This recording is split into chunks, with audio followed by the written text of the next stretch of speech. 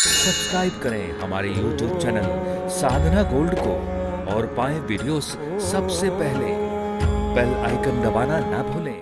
ऐसा दुनिया में एक भी व्यक्ति नहीं है जिससे पाप नहीं होता हो। भाई अनजाने में तो सबसे हो जाता है। हम पैदल चल रहे हैं, पैरों के नीचे आकर के कितने जीव जंतु मर गए, हमें खुद पता नहीं है। पहले के समय में माताएं भोजन बनाती थी, चूल्हे में लकड़ी लगाती थी, लकड़ी में कितने जीव जंतु रहते हैं, वो जल करके मर जाते थे। तो ये भी तो पाप है। ऐसे तो सबसे पाप होते हैं। तो क्या महाराज सबको नरक में जाना पड़ता है? सुखदेव जी ने कहा, हाँ परीक्षित, पाप का फल है, पाप करोगे तो नरक में जाना ही पड़ेगा। चाहे जानकर के पाप करो या अनजाने में, पाप का फल है नरक में जाना। परीक्षित ने कहा, तो महाराज सबको नरक में जाना है? बोले हाँ, लेकिन देखो परीक्षित, जानबूझ करके जो पाप करेगा उससे तो कोई भी नहीं बचा सकता, फिर तो व्यक्ति को नरक में जाना ही जाना है। पर अनजाने में जो पाप हो जाते हैं, जिनको हम करना नहीं चाहते हैं, हमको पता ही नहीं चलता है और हमसे पाप हो जाते हैं, अगर उनसे बचना चाहते हो तो बोले व्यक्ति को नित्य प्रति प्रायश्चित पूजा करनी चाहिए। प्रायश्चित पूजा क्या है? बोले 5 प्रकार के कर्म हैं। ये व्यक्ति को, प्रत्येक व्यक्ति को अपने घर में करने चाहिए। क्या?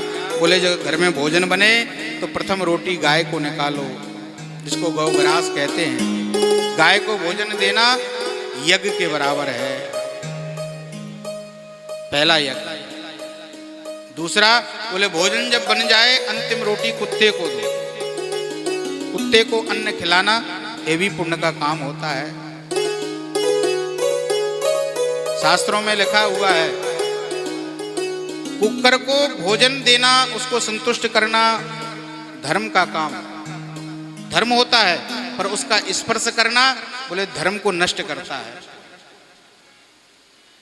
तो भोजन जब बन जाए तो अंतिम रोटी कुकर को डालनी चाहिए, कुत्ते को देना चाहिए।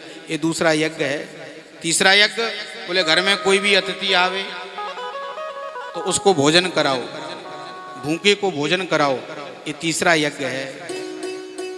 चौथा यज्ञ, नित्य प्रति पक्षियों को कुछ दाना डालो, उनको अन्न देना, ये उनका एक तरह का भंडारा है, तो ये भी यज्ञ है। और 5वां कार्य, बोले नित्य प्रति भगवान का नाम लो, ज्यादा नहीं तो 108 बार भगवान का नाम लो।